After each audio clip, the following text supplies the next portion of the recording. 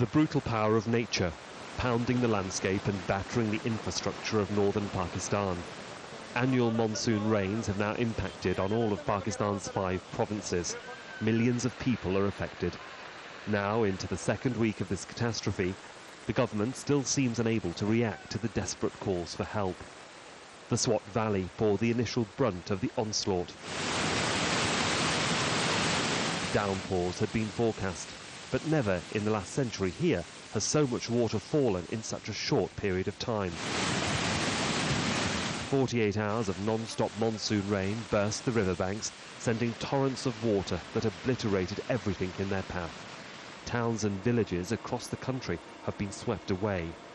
More than 4 million people have been displaced. 1,600 people have been killed so far, and that number rising as bodies are recovered from the rivers. It's an unprecedented disaster for which Pakistan is ill prepared. It's Pakistan's military that takes the lead in the rescue operation. The priority has been to rebuild the destroyed infrastructure. Every single one of the dozens of bridges across the River Swat for a 150-kilometre stretch has been destroyed. And without the bridges, help can't get through. Food is the biggest problem. I've been to Kalam. Everywhere I would go, and people would complain that it's a famine-like situation. The reason being that it's a cold area, so people store food for a certain period of time during winters. So they've already exhausted their available stocks. And when there's no military or government support, locals like these in the village of Bahrain are rebuilding their bridges with their bare hands. With their only working clinic destroyed, this school is now a makeshift hospital.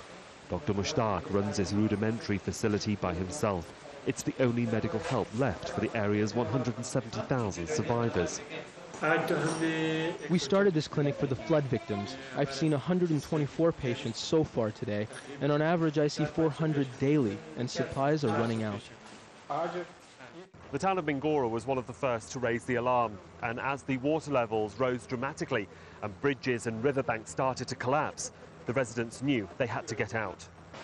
People fled their towns and villages en masse, looking for safer locations. With very little transport available, their troubled journey began on foot. It's now a scene repeated across much of the country.